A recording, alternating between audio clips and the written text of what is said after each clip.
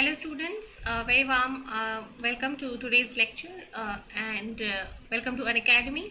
So आज के lecture में हम बात करने वाले हैं multiple choice question from CSIR net and DBT net से रिलेटेड जो या फिर गेट से रिलेटेड जो क्वेश्चंस हैं आ सकते हैं प्रीवियस ईयर्स और प्रैक्टिस क्वेश्चंस, उसके बारे में हम डिस्कस करने वाले हैं. So let me first let's start the lecture and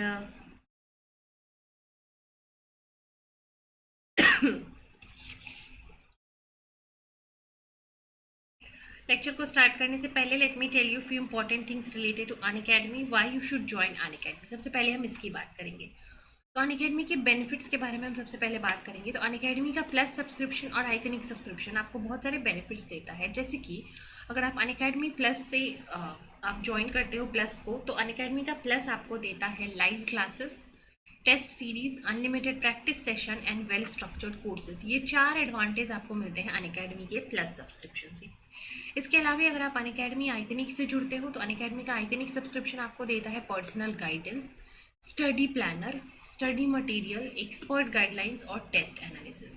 तो ये 4 बेनिफिट्स आपको मिलते हैं अनअकैडमी के आइकनिक सब्सक्रिप्शन से, जो कि प्लस के साथ साथ ये भी मिलते हैं. तो अगर आप आइकनिक सब्सक्रिप्शन ले रहे हो तो आपको मेंटरशिप, स्टडी मटेरियल, गाइडेंस भी मिलेगा, साथ में साथ आपको सारी की सारी जो क्लासेस हैं वो तो मिलेंगी ही. ठीक है, तो यहाँ पे आपको डबल बेनिफिट दे रहा है अनअकैडमी का आइकनिक सब्सक्रिप्शन. ठीक है. तो अगर आप आइकनिक सब्सक्रिप्शन या प्लस सब्सक्रिप्शन से जुड़ना चाहते हो तो उसके लिए आपको क्या करना होगा. उसके लिए आपको अनअकैडमी का लर्निंग ऐप सबसे पहले डाउनलोड करना होता है. ये ऐप आपको मिलेगा प्ले स्टोर पे. ठीक है, प्ले स्टोर से आप इस ऐप को डाउनलोड कर सकते हो. ठीक है, ये वहाँ पे अवेलेबल है फ्री में. इसको इंस्टॉल करना होगा आपको. इंस्टॉल करने के बाद आपको यहाँ पे सेलेक्ट करना होता है what are you preparing for. अगर आप CSIR नेट, DBT नेट इन सब की प्रिपरेशन कर रहे हो तो आप यहाँ पे सेलेक्ट करोगे. सॉरी.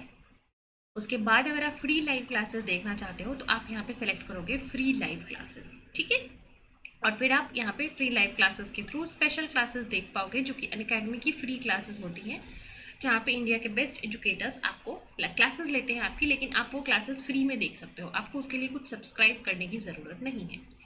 इसके बाद आप प्लस सब्सक्रिप्शन ले सकते हो. प्लस सब्सक्रिप्शन, आइकनिक सब्सक्रिप्शन लेने का यही फ़ायदा है कि वहाँ पे आपका कंप्लीट कोर्स पूरा कराया जाएगा. ठीक है, तो प्लस पे क्लिक करके देन गेट सब्सक्रिप्शन. उसके बाद आपको यहाँ से अपना प्लान सेलेक्ट करना है.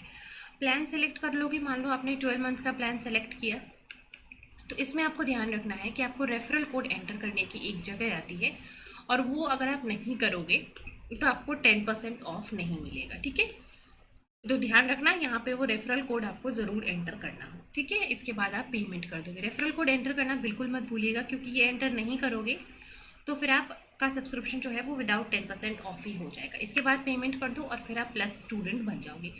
प्लस स्टूडेंट बनने के बाद जितने भी प्लस के बैचेस हैं वो आपको दिखने लगेंगे. जैसे कि एक नया आउटसाइड बैच अभी चल रहा है लाइफ साइंसेज के लिए, 13 अक्टूबर से स्टार्ट हुआ है. ये बैच आपको दिख जाएगा. इसमें जो भी क्लासेस चल रही हैं वो आपको मिल जाएंगे. फिर और भी बहुत सारे अलग अलग स्ट्रीम्स के, जैसे कि complete batch course on Hindi and paper 1, ये 27 अक्टूबर से स्टार्ट हो रहा है. Another outside batch for management and paper 1, ये भी 27 अक्टूबर से स्टार्ट हो चुका है. Then another batch for mathematical sciences CSIR UGC NET, ये भी 27 अक्टूबर से स्टार्ट हुआ है. सो बहुत सारे नए बैचेस आपके लिए लॉन्च हो रहे हैं continuously. So you can join all these batches. And अगर आप अभी 25 से 31 सितंबर तक सब्सक्रिप्शन लेने वाले हो तो 6 मंथ के सब्सक्रिप्शन के साथ आपको 1 मंथ का सब्सक्रिप्शन यहाँ फ्री में मिल रहा है, और 24 मंथ के साथ 3 मंथ का सब्सक्रिप्शन फ्री में मिल रहा है. ये ऑफर अभी आप सबके लिए चल रही है. तो जो बच्चे भी इंटरेस्टेड है सब्सक्रिप्शन के लिए, आप अभी सब्सक्रिप्शन लेकर अपनी एग्जामिनेशन की जो प्रिपरेशन है वो स्टार्ट कर सकते हो, और भी अच्छे तरीके से. ठीक है, तो अब हम स्टार्ट करेंगे अपना क्वेश्चंस जो है. ठीक है, स्टार्ट करें ऑल ऑफ यू.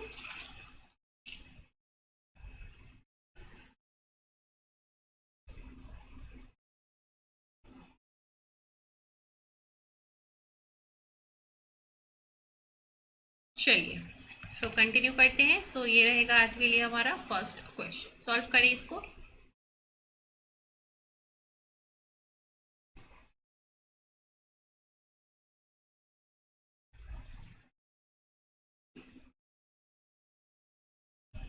चलिए, which of the following amino acid has the highest probability to be found on the surface of a typical globular protein? एक टिपिकल ग्लोबुलर प्रोटीन के सरफेस पे किस अमाइनो एसिड के होने के chances हैं? ठीक है, टिपिकल ग्लोबुलर प्रोटीन मतलब मान लो ये एक ग्लोबुलर प्रोटीन है, ठीक है। अभी यहाँ पे कुछ अमाइनो एसिड है अंदर, ये सारे अमाइनो एसिड है, कुछ अमाइनो एसिड यहाँ पे है। तो इस ग्लोबुलर प्रोटीन में जो ये सारे सरफेस के अमाइनो एसिड हैं, ये किस कैटेगरी के हो सकते हैं? सरफेस के अमाइनो एसिड किस कैटेगरी के हो सकते हैं?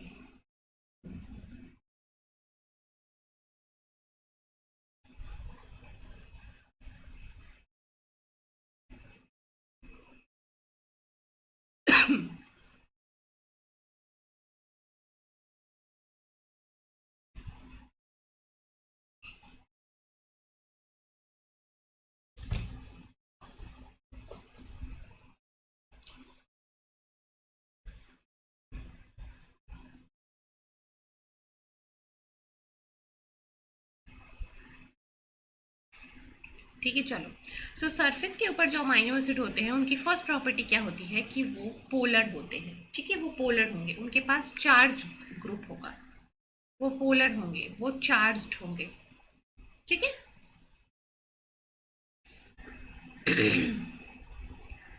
वो पोलर और चार्ज्ड होंगे। ठीक है, तो यहाँ पे देखते हैं, एलेनिन क्या होता है? Non polar, aliphatic. Valine is also non polar and aliphatic. ठीक है, then isoleucine, this is also non polar. ठीक है, then comes the arginine. Arginine जो है ये क्या होता है? This is a positively charged amino acid. Arginine एक पॉजिटिवली चार्ज अमाइनो एसिड है जो कि कहाँ रहेगा? सरफेस पे। ठीक है, arginine is a basic positively charged amino acid जो कि प्रोटीन के सरफेस पे रहेगा, बिकॉज वो क्या है? चार्ज्ड है, पोलर है, तो वो प्रोटीन के एक्वस इन्वायरमेंट के साथ इंटरेक्ट करके उसको स्टेबिलिटी प्रोवाइड करेगा। ठीक है, तो जितने भी चार्ज्ड पोलर अमाइनो एसिड्स होते हैं वो सारे के सारे सरफेस पे ही रहते हैं। ठीक है, जैसे कि आपका हो गया स्पार्टिक acid, glutamic acid, arginine, lysine, histidine. ठीक है, ये सारे हो गए चार्ज्ड अमाइनो एसिड। पोलर में हो गया आपका थ्रियोनिन, ठीक है, सेरीन, ये सारे भी कहाँ होते हैं? सरफेस पे होते हैं, बिकॉज दे आर पोलर। तो इस तरीके से आप याद रख सकते हो कि कौन से अमाइनो एसिड सरफेस पे होंगे और कौन से अमाइनो एसिड आपके कोर में होंगे। कोर में कौन से होंगे? एलेनिन, वैलिन, आइसोल्यूसिन, जो हाइड्रोफोबिक होते हैं। ठीक है, चलो नेक्स्ट क्वेश्चन पे पढ़ेंगे। ये रहेगा अगला सवाल, विच of the following is not a product of denitrification in Pseudomonas? ठीक है, इसमें से कौन सा?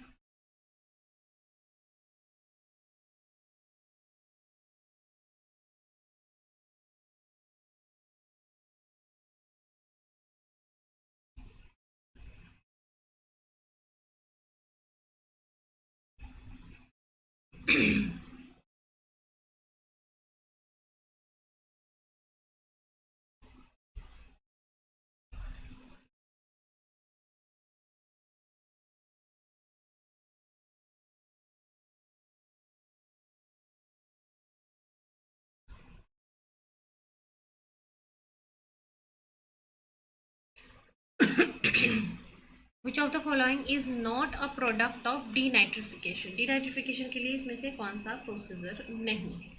ठीक है,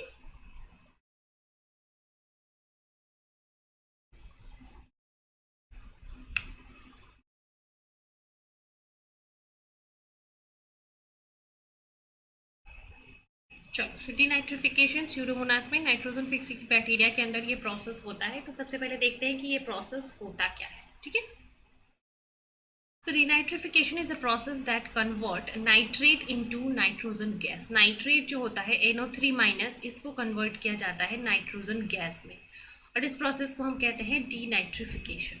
ठीक है. Some denitrifying bacteria includes Bacillus, Paracoccus and Pseudomonas. ठीक है. So denitrification is important because it removes the excess of nitrogen. अगर excess of nitrogen fix हो चुका है तो उसको वापस से एटमॉस्फेयर में भेजने के लिए this denitrification process is important. तो इसकी अगर हम बात करें तो देखो यहाँ पे नाइट्रेट सबसे पहले कन्वर्ट होता है नाइट्राइट में, फिर नाइट्राइट कन्वर्ट होगा NO और N2O में, then it gets converted into nitrogen. So ये प्रोडक्ट सारे यहाँ पे बनते हैं. ठीक है. सो यहाँ पे आप देखो N2 बनता है, N2O yes, NO2 minus yes, ammonia no. Ammonia जो है वो आपके डीनाइट्रिफिकेशन में नहीं बनता है. ठीक है. अमोनिया यहाँ पे नहीं बनता है. Clear. Which of the following is not a product for denitrification? So it is ammonia. Ammonia जो है वो डीनाइट्रिफिकेशन का प्रोडक्ट नहीं है.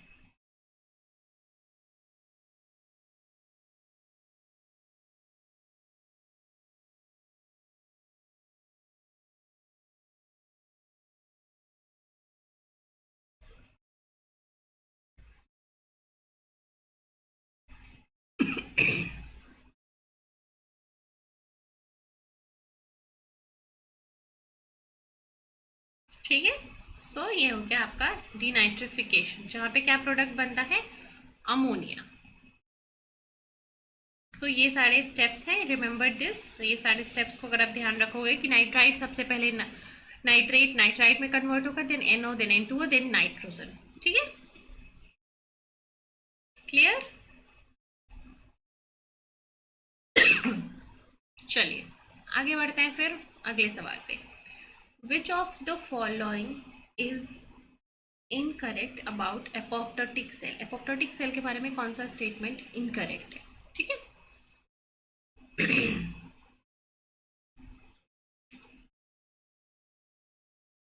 चलिए, incorrect statement about apoptotic sales.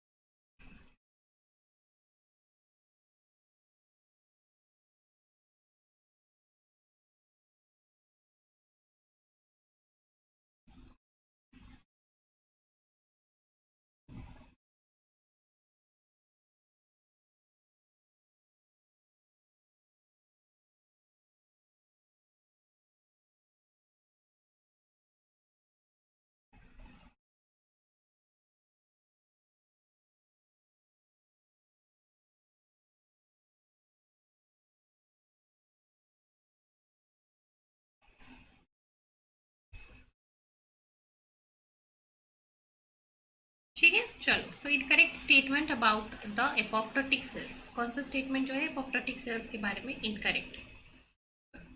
Phosphatidyl is present on the outer surface. ये बिल्कुल सही है.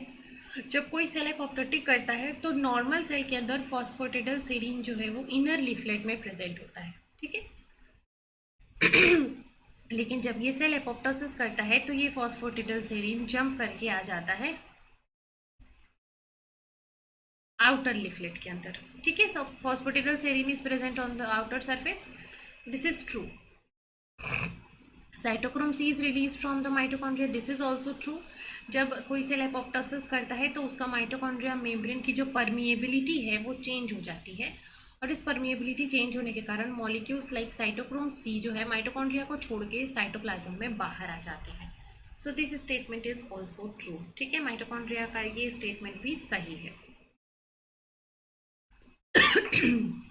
Next is mitochondria membrane potential does not change, ये बिल्कुल गलत है। माइटोकॉन्ड्रिया का मेम्ब्रेन पोटेंशियल तो चेंज होता है, और पोटेंशियल चेंज होने के कारण ही माइटोकॉन्ड्रिया जो है वो परमिएबल हो जाता है साइटोक्रोम सी के लिए।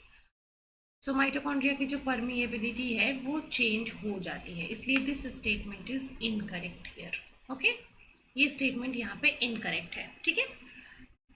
एनेक्सिन 5 bind to the cell surface, ये भी सही है, ठीक है। एनेक्सिन 5 जो है वो फॉस्फोटिडाइल सेरीन से बाइंड करता है क्योंकि वो आउटर सेल सरफेस पे होता है। So I hope all these statements are clear to everyone.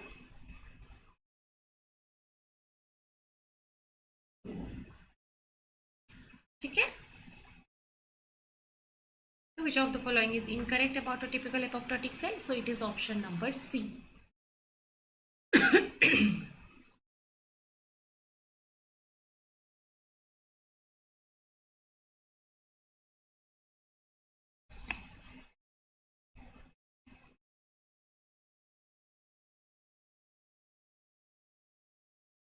ठीक है, चलो फिर आगे बढ़ेंगे नेक्स्ट क्वेश्चन पे।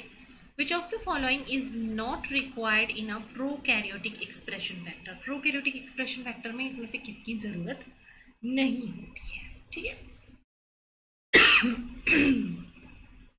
which of the following is not required in a prokaryotic expression vector? Prokaryotic expression factor में किसकी जरूरत नहीं होती है?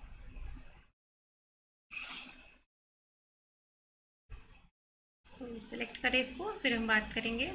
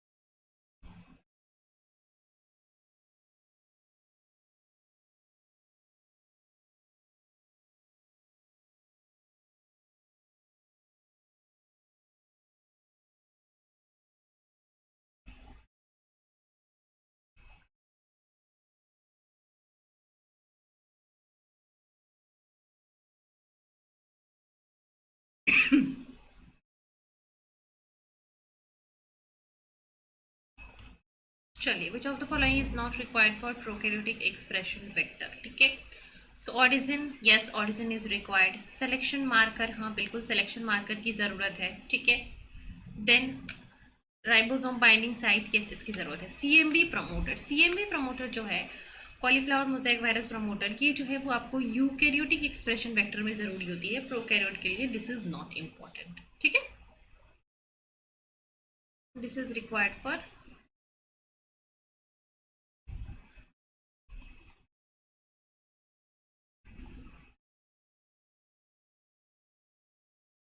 यूकैरियोटिक एक्सप्रेशन वेक्टर, ठीक है।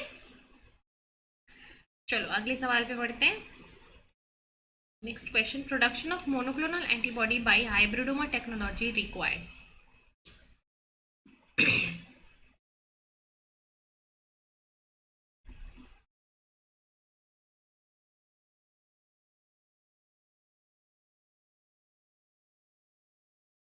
ठीक है, मोनोक्लोनल एंटीबॉडीज का जो हाइब्रिडोमा टेक्नोलॉजी बनती होती है मोनोक्लोनल एंटीबॉडी प्रोडक्शन के लिए, उस हाइब्रिडोमा टेक्नोलॉजी से आप क्या यूज करते हो? ठीक है, उसमें क्या रिक्वायर्ड होता है?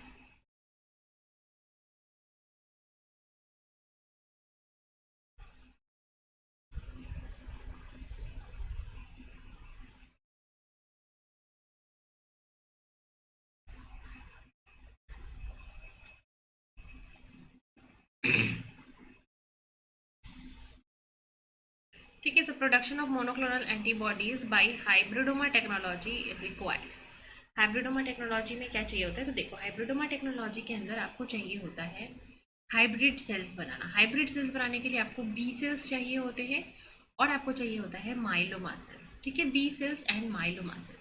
सो ये बी सेल्स जो है वो आपको कहाँ से मिलते हैं, बी सेल्स आपको आइसोलेट करने पड़ते हैं, कहाँ से, स्प्लीन से। सो स्प्लीन जो सेकेंडरी लिम्फोइड ऑर्गन है वहाँ पे आपके सारे के सारे बी लिम्फोसाइट्स और टी लिम्फोसाइट्स स्टोर्ड होते हैं और वहाँ से आप बी सेल्स को आइसोलेट कर सकते हो, ठीक है। सो बी सेल का जो आइसोलेशन है वो आप स्प्लीन से कर सकते हो। So production of monoclonal antibody requires splenocytes जो कि आपको स्प्लीन सेल्स प्रोवाइड करेंगे, ठीक है।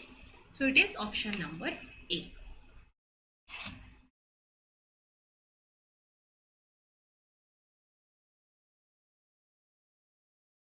ठीक है,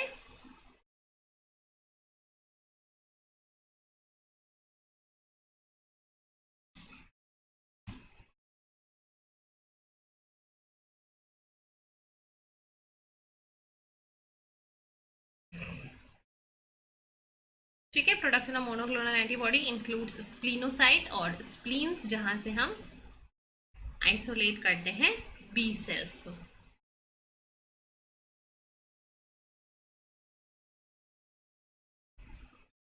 ठीक है,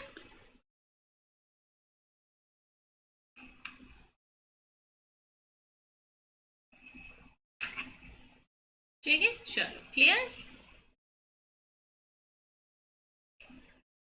चलिए आगे बढ़ते हैं फिर अगले सवाल पे।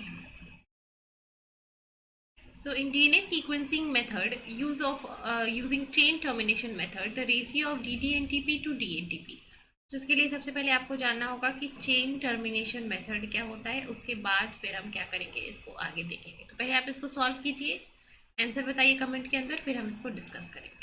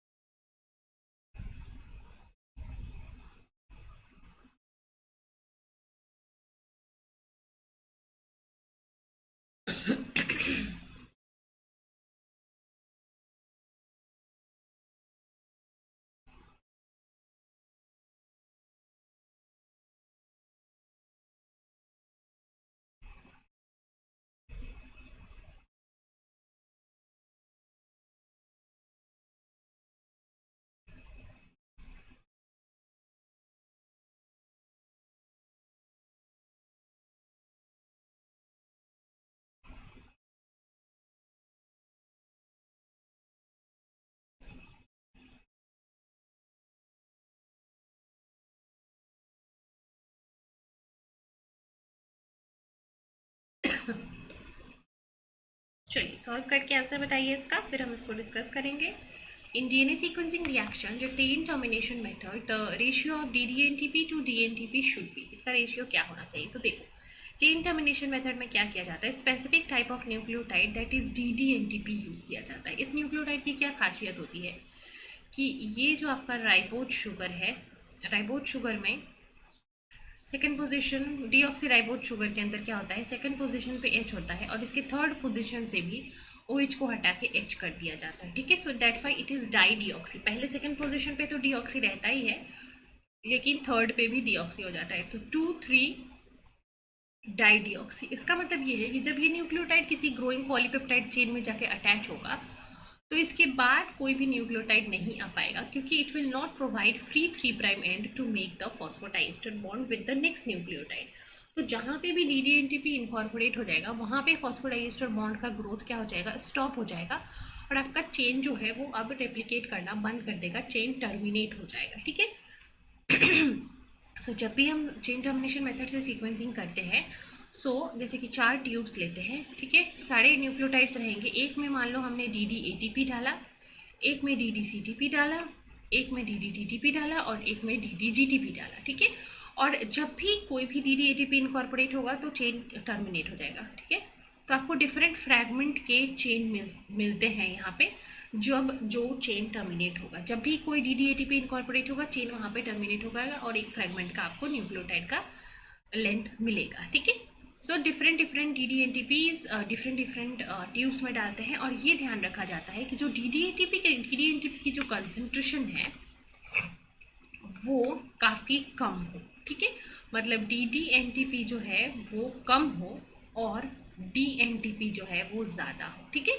सो DNTP अगर कम हो और DNTP ज़्यादा हो तो इन दोनों की रेशियो क्या होगी, ऑलवेज लेस देन 0, है ना। इन दोनों की रेशियो जो है वो लेस देन 1 होगी, ठीक है, माइनस में approximately, so it is less than 0 the ratio of DNTP, because ये लेस होती है और DNTP ये मोर होता है, तो इन दोनों की जो रेशियो है वो हमेशा क्या होगी, लेस देन 1 होगी, ठीक है, clear.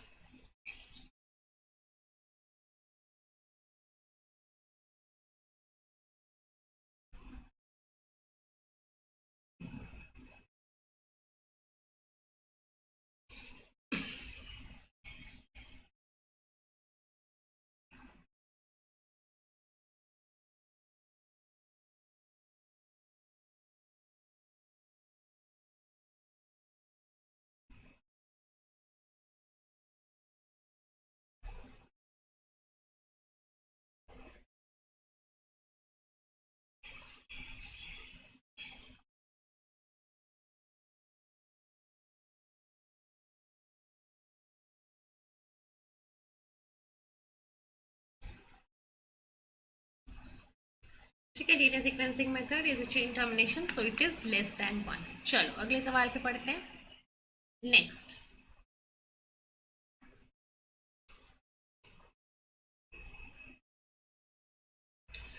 How many different protein sequences of 100 residue can be generated. ठीक है, एक प्रोटीन है जिसमें कितने 100 अमाइनो एसिड है, सो 100 अमाइनो एसिड प्रोटीन का सीक्वेंस जो है वो कितने डिफरेंट कॉम्बिनेशंस में बन सकता है।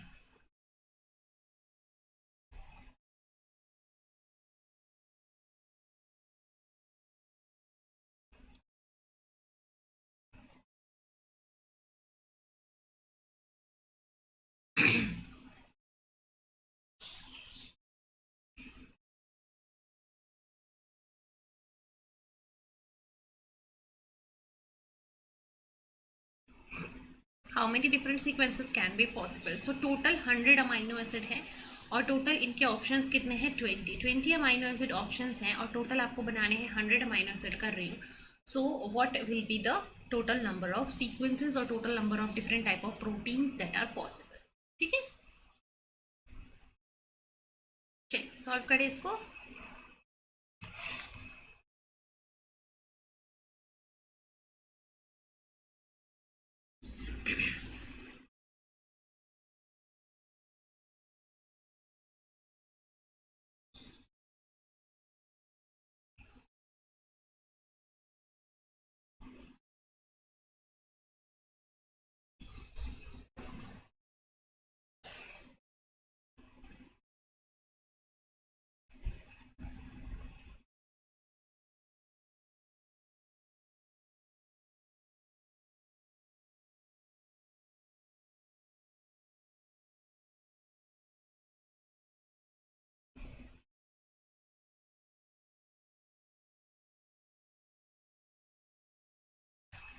चलो, सो इट इज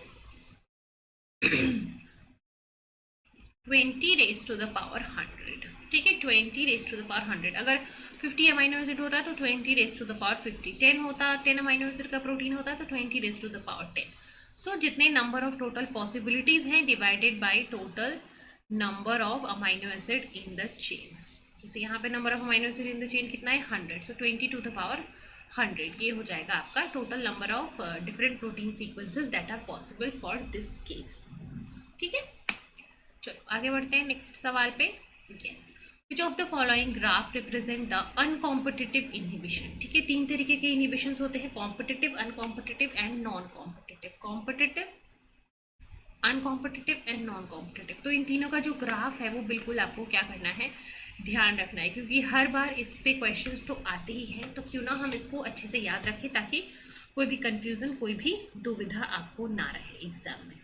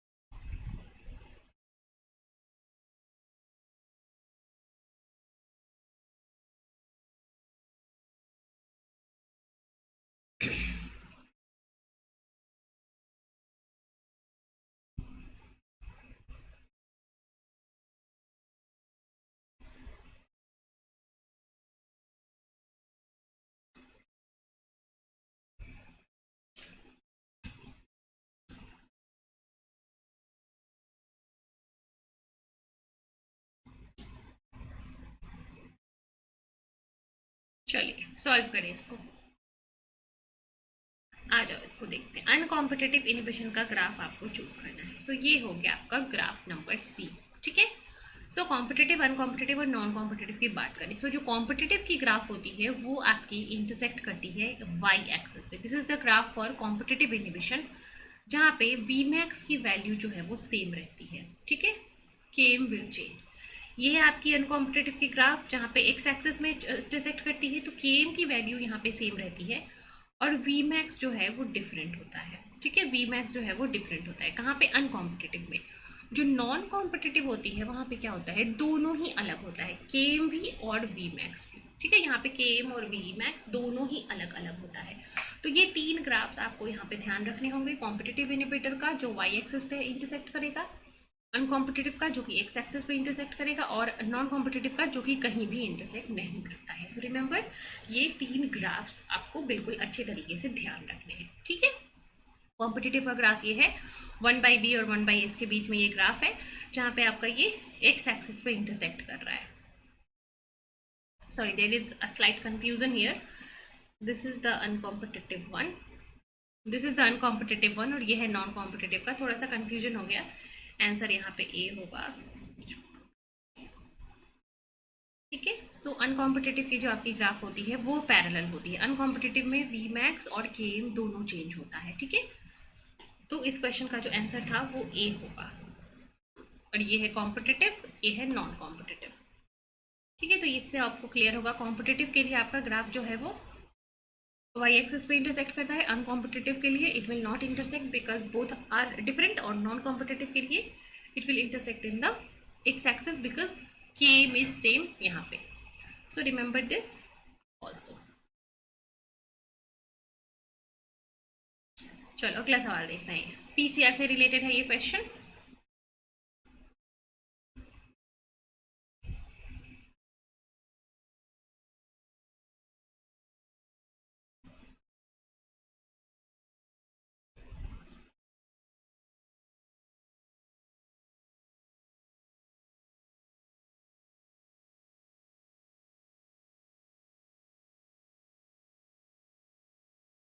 ठीक है, choose the appropriate pair of primers to amplify the DNA fragments by the PCR. ठीक है,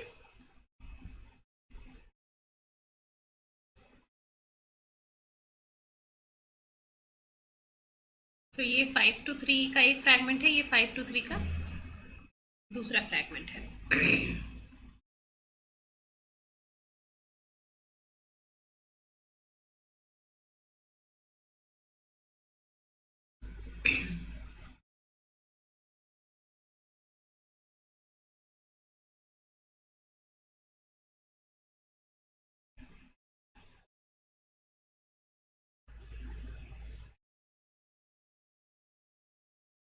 ठीक है, choose the appropriate pair of primers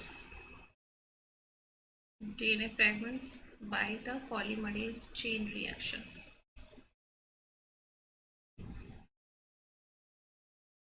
चलो, सो प्राइमर्स जो है फर्स्ट ऑफ ऑल कहाँ पे बाइंड करती है? Primers will always bind at the 3' and. हमेशा 3' एंड ऑफ टेम्पलेट से प्राइमर बाइंड करता है। ठीक है, हमेशा 3' एंड ऑफ टेम्पलेट से प्राइमर बाइंड करता है।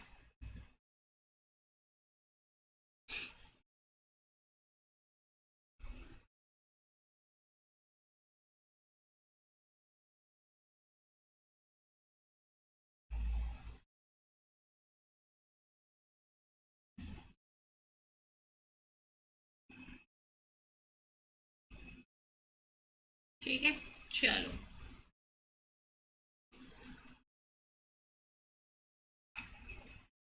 चलो, सो ये 5 to 3'। तो पहला प्राइमर जो है वो आपका यहाँ बाइंड होगा और दूसरा प्राइमर जो है वो वहाँ बाइंड होगा। प्राइमर हमेशा 3' एंड से बाइंड करता है। ठीक है, हमेशा 3' एंड से प्राइमर बाइंड करता है। ठीक है, तो चलो, टी ए जी जी जी ये सीक्वेंस है। अब यहाँ पे क्या प्राइमर लगेगा? चलो देखते हैं, आ जाओ इसका कॉम्प्लीमेंट्री सीक्वेंस बनाते हैं। ए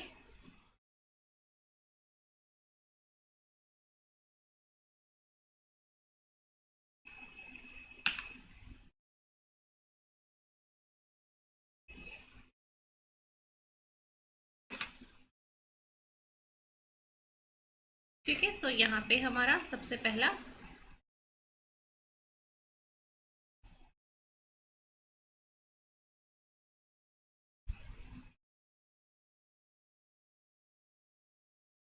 जी,